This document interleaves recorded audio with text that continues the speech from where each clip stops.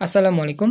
Quantum academic and admission প্ল্যাটফর্মের পক্ষ থেকে আমি মোহাম্মদ ইমরান স্যার তোমাদের সকলের সামনে উপস্থিত হয়েছি সুপার স্পেশাল এইচএসসি পদার্থবিজ্ঞান প্রথম পত্রের বলবিদ্যা অধ্যায়ের special first MCQ solving class নিয়ে।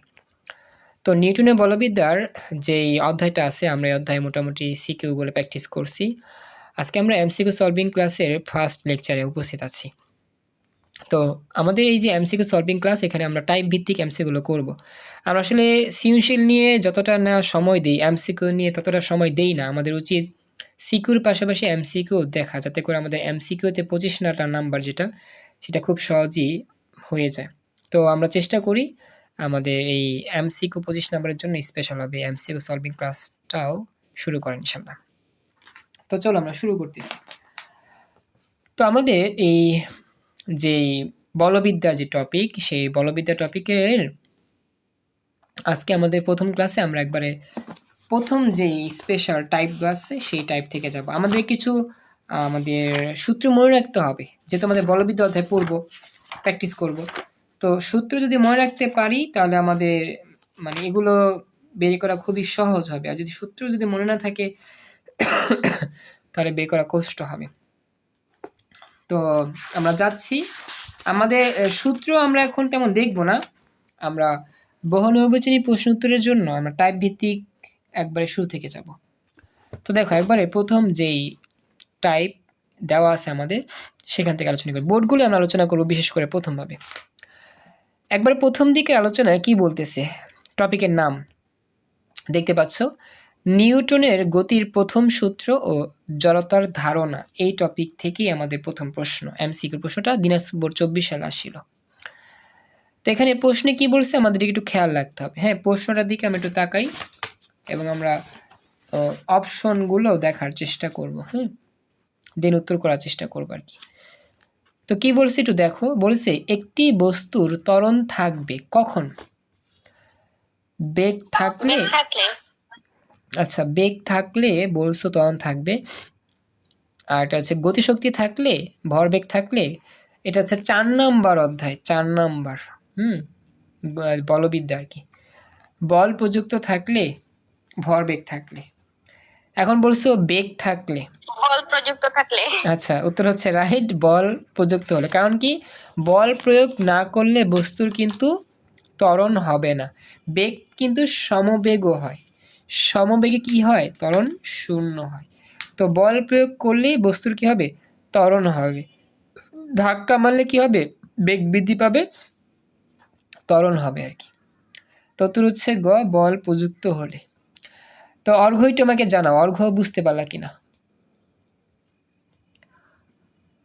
রেসপন্স করে, সুমায়া তো রেসপন্স করছই, বলতেছো থ্যাংক ইউ। অর্ঘ্য আমাকে জানাও বুঝতে পারলা কিনা, বল প্রয়োগ করা হলে বা বল প্রযুক্ত হলে। ওকে, আচ্ছা। তো হ্যাঁ, তো এটা এই টপিকের মধ্যে এই একটাই আমাদের ছিল বোর্ড পরীক্ষা আসা প্রশ্ন। পরবর্তী টপিকে যাচ্ছি, সরি পরবর্তী প্রশ্নে যাচ্ছি। তো এই প্রশ্নটা একটু আমাদের ইউনিক, দেখি আমরা কতটুকু এটা পারি, চেষ্টা করব।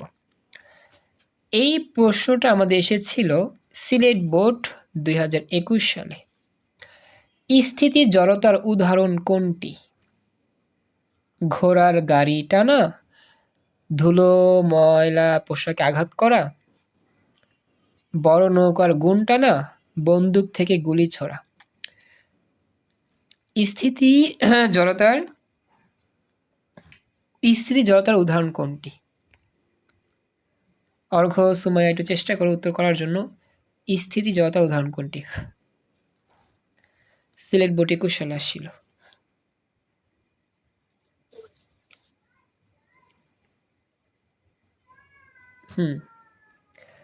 এ বলছো, সুমাইয়া বলো তো একটু কোনটা মনে হতে পারে?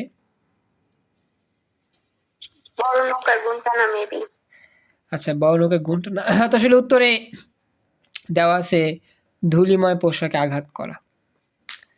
তো এটা কেন দেওয়া আছে, ব্যাখ্যাটা এখানে। হ্যাঁ, বলতেছে যে কোনো বস্তু স্থিতিশীল থাকলে তার স্থির থাকার যে প্রবণতা, তাই হচ্ছে স্থিতি জড়তা। যেমন থেমে থাকা বাস, হঠাৎ চলা শুরু করলে যাত্রীরা পিছন দিকে হেলে পড়ে, ধুলোময় পোশাকে আঘাত করা। এখন এখানে কিন্তু বন্দুক থেকে গুলি ছুড়ছে। এখানে কিন্তু আমাদের যেই বন্দুকের মধ্যে গুলিটা ছিল এটা কিন্তু থেমেছিল। এখন যখন আমরা গুলিটা ছুড়ি তখন কিন্তু এটা থেমে থাকে না, এটা কি হয়, চলা শুরু করে। আর আমাদের এখানে ঘোড়ার গাড়ি কিন্তু চলতেছিল, সেটাকে আমি টানতেছি, ঘোড়া গাড়ি টানতেছি, এটা চলতেছে।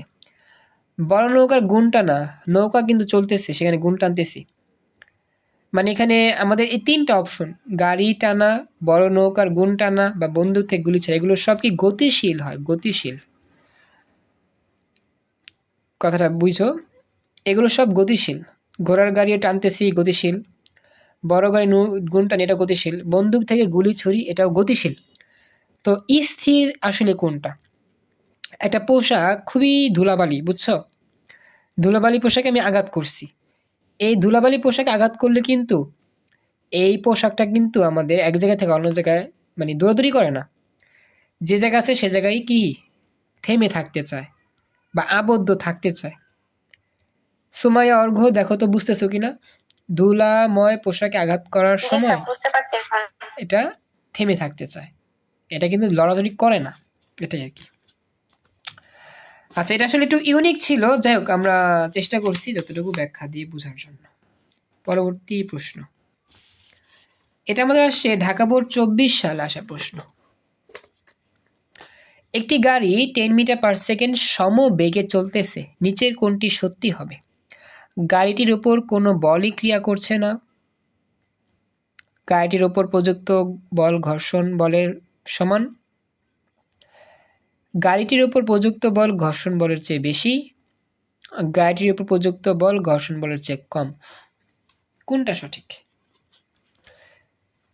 আচ্ছা, এ বলছো শিওর, অর্ঘ্য মানে সমবেগে চলতেছে, সমবেগে কিন্তু ত্বরণ শূন্য হয়। ত্বরণ শূন্য হলে, আচ্ছা আমি বলি শোনো, সমবেগে ত্বরণ শূন্য হয়। ত্বরণ শূন্য হলে এম এর মান যতই হোক শূন্যই হবে, এফ এর মান, এফ ইকুয়াল টু এম এর সূত্রে। তাহলে এফ ইকুয়াল টু 0 মানে কোনো বলই ক্রিয়া করছে না, কোনো বলই ক্রিয়া করছে না। চমৎকার উত্তর, রাইট, অর্ঘ্য হয়েছে। সুমায়া, দেখো ব্যাখ্যা বুঝছো কিনা? আমাদের খেয়াল রাখতে হবে সমবেগে ত্বরণ শূন্য, এর মান শূন্য, তার মানে এফ ইকুয়াল টু এম এর মধ্যে এর মান যদি 0 হয় তাহলে এফ এর মানও 0। এফ এর মান 0 মানে কি কোনো বলই কাজ করছে না। কিছু কিছু বিষয় আমাদের একটু চিন্তা করে কাজ করতে হবে আর কি। দেখো পরবর্তী প্রশ্ন, ঢাকা বোর্ড 24 সালে আসা এই প্রশ্ন। বস্তুর গতি জড়তা কোনটির সমানুপাতিক? মানে গতিশীলের অবস্থায় জড়তাটা কোনটার সমানুপাতিক? ভরের, বেগের, ভরবেগের, বলের? গতি জড়তা, ভরবেগ। আচ্ছা, এখানে গতিশীল অবস্থার ভরবেগ বলছো, ভরবেগ বা 2-এর মধ্যে হবে। আচ্ছা, গতি জড়তা কোনটির সমানুপাতিক? আচ্ছা, এখন কথা হচ্ছে আমার যদি বেগ বৃদ্ধি পায়, বেগ যদি বৃদ্ধি পায়, গতি মানে তুমি যদি দেখো, যদি বেগের মান তুমি বৃদ্ধি করতে থাকো, বস্তুটা কিন্তু আজীবন গতি বাড়তেই থাকবে। বস্তুটা কিন্তু চাইবে না তার বেগটা হ্রাস করতে। আর এখানে যদি ভরবেগ ক্যালকুলেশন চিন্তা করি তাহলে দেখা যাবে ভর আর বেগের সাথে যে গুণফল সেটাই ভরবেগ।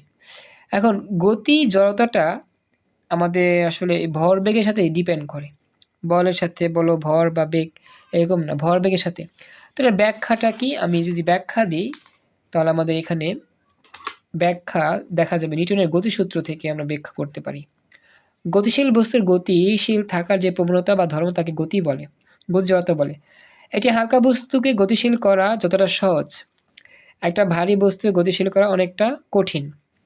আবার একটা চলন্ত খালি গাড়িকে থামানো যতটা সহজ, একই বেগে চলন্ত বোঝাই গাড়িকে থামানো সহজ নয়। সুতরাং বলা যায় গতিজড়তা ভর ও বেগের উভয়ের উপরই নির্ভর করে, অর্থাৎ ভর আর বেগের গুণফলের উপর নির্ভর করে।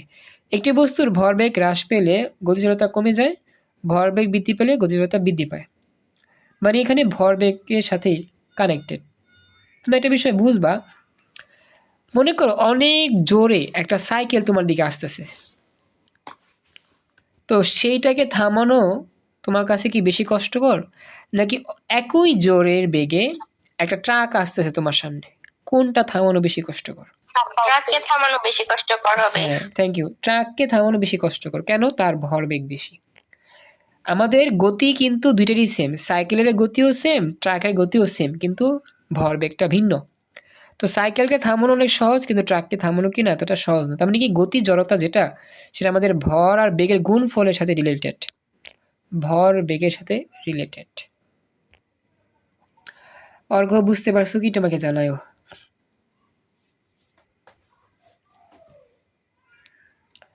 বুঝতে পেরেছো? আচ্ছা, এবার পরবর্তী প্রশ্ন ঢাকাবর্তী এসে আসে একই প্রশ্ন। বস্তুর গতিজড়তা নিচের কোনটির সমানুপাতিক? ভরবেগের সমানুপাতিক, আমরা তো একটু আগে পড়ছিলাম। হ্যাঁ, ভরবেগের সাথে সমানুপাতিক। আচ্ছা, পরবর্তী প্রশ্ন, টপিক আর কি, নিউটনের গতির দ্বিতীয় সূত্র বলের ধারণা। এখন আমরা যাই আমাদের সূত্রে, সরি প্রশ্নে। বরিশাল বোর্ড 25 সালে আসা প্রশ্ন। বস্তুর যে ভর ত্বরণ সৃষ্টিতে বাধা দেয় তাকে কি বলে? বস্তুর যে ভর ত্বরণ সৃষ্টিতে বাধা দেয় তাকে কি বলে? মহাকর্ষীয় ভর, জড়তা, জড়তা, ভর ভ্রামক, জড়ভর। আচ্ছা, জড়তা বলছো। বস্তুর যে ভর ত্বরণ সৃষ্টি করতে বাধা প্রয়োগ করে, এখানে কিন্তু জড়তা ভরের মধ্যে পড়ে না, ভর বলছে, ভর। জড়তা কিন্তু আমার ভরের মধ্যে পড়ে না, যে ভর। আচ্ছা, অর্ঘ দিছো ডি নাম্বার। সুমা একটু দেখো তো কোনটা হইতে পারে। ভর বলছে, জড়তা কিন্তু কোনো ভর নয়, এটা ধর্ম। জড়তা একটা ধর্ম, এটা কিন্তু কোনো ভর না। আমাদের বলছে তাহলে মেবি খ। আচ্ছা, ভর ভ্রামক না। আচ্ছা, এখানে উত্তরটা দেওয়া আছে গহ নাম্বারটাই, জড়ভর, জড়ভর দেওয়া আছে। আচ্ছা, দেখি ব্যাখ্যা কি বলছে। বস্তুর যে ভর ত্বরণ সৃষ্টিতে বা বল প্রয়োগে বাধা দেয়, অর্থাৎ বল প্রয়োগ করলে যে ভর জড়তার কারণে প্রতিরোধ করে, সেটি জড়ভর, ইনারশিয়াল ম্যাস বলে। এটি বস্তুর জড়তার পরিমাপক ও নিউটনের দ্বিতীয় সূত্র F=ma সংজ্ঞা থেকেই সংজ্ঞায়িত। জাস্ট মনে রাখবা, যেই ভর ত্বরণ সৃষ্টিতে বাধা প্রয়োগ করে তাকে জড়ভর বলে। বুঝতে পেরেছো? একটু আমাকে জানাইও। জি স্যার, বুঝতে পারছি। ওকে, এটা এটা গেল আমার। পরবর্তী এমসিকিউ। আচ্ছা, এখন পরবর্তী এমসিকিউ হচ্ছে আমাদের ঠিক এইটা, আমরা দেখি একটু। এখানে কি বলা হচ্ছে যে রাজশাহী বোর্ড 25 সালে আসা প্রশ্ন। জগতে মৌলিক বলের সংখ্যা কয়টি? 2, 4, 5, 6, বলো তো কয়টি হবে? আশা করি পারবা, এটা আমরা পড়ছিলাম আগেও, 19ও ছিল আমাদের। কয়টি হবে বলো তো? মৌলিক বল, মৌলিক বল 4টি। মহাকর্ষ বল, সবল নিউক্লিয় বল, দুর্বল নিউক্লিয় বল, এগুলো পড়ছো না? সব ভুলে গেছো? 4টি, 4টি, হ্যাঁ হ্যাঁ, 4টি। আচ্ছা, পরবর্তী প্রশ্ন। এখন এই প্রশ্নে কি বলতেছে যে মৌলিক বলকে কয় ভাগে ভাগ করা যায়? যশোর বোর্ড 22 সালে আসা প্রশ্ন। 2, 3, 4, 9, মৌলিক বলকে কয় ভাগে ভাগ করা যায়? আসলে এটা একটু অন্যরকম প্রশ্ন। কি বললাম?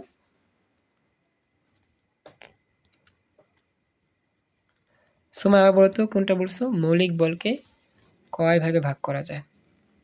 কয় ভাবে? কত বলছো সুমায়া, বলো তো, আমি শুনতে পাইনি।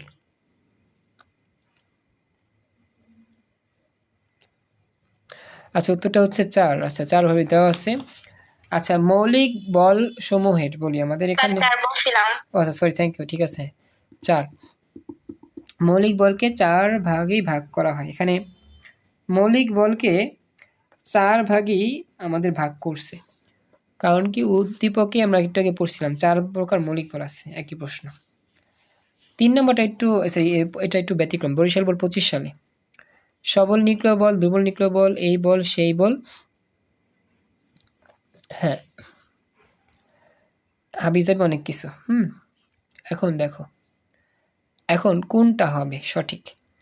মৌলিক বলসমূহের আপেক্ষিক সবলতার ক্ষেত্র কোনটি? মানে এখানে কোনটা সবচেয়ে, মানে আমরা জানি আমাদের একটা বল সবচাইতে দুর্বল বল। বলতো কোন বলটা সবচেয়ে দুর্বল? মহাকর্ষ বল সবচেয়ে দুর্বল। চমৎকার। এখন মহাকর্ষ বলের অপশন কয় জায়গায় আছে? 2 জায়গায় সর্বশেষ। ক নাম্বারটা? ক নাম্বার আছে, আবার গ ক নাম্বার আছে। নাম্বারটা হবে। এখন দেখি কোনটা হয়। সবচেয়ে শক্তিশালী বল কোনটা বলতো? সবল নিউক্লিয় বল। সবল, হ্যাঁ। দেখো, এখানে কিন্তু সবল আছে, আবার এখানেও সবল আছে, ঝামেলা।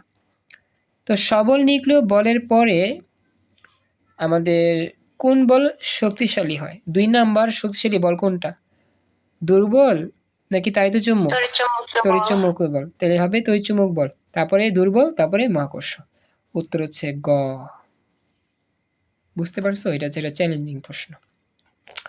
প্রথমে সবল, পরে তাড়িত চুম্বক, পরে হচ্ছে কি আমাদের দুর্বল নিউক্লিয় বল, তারপরে সবল মহাকর্ষ বল। লাস্ট অফ অল আজকে ক্লাসের সর্বশেষ এমসিকিউ। দিনাজপুর বোর্ড 15 সালে আসছিল। আণবিক গঠনের জন্য দায়ী বল কোনটি? আণবিক বলের জন্য দায়ী বল কোনটি? মহাকর্ষ বল, দুর্বল নিউক্লিয় বল, সবল নিউক্লিয় বল, তাড়িত চুম্বক বল। আণবিক গঠন মানে একটা পরমাণুর গঠনের জন্য কোনটি দায়ী? আচ্ছা, উত্তরটা দেওয়া আছে এখানে গহ নাম্বার। Thank you. হ্যাঁ, গহ নাম্বার, তাড়িত চুম্বক বল। আলহামদুলিল্লাহ, আজকের মতো আমাদের এই ফার্স্ট যে এমসিকিউ সলভিং ক্লাস এখানেই কমপ্লিট।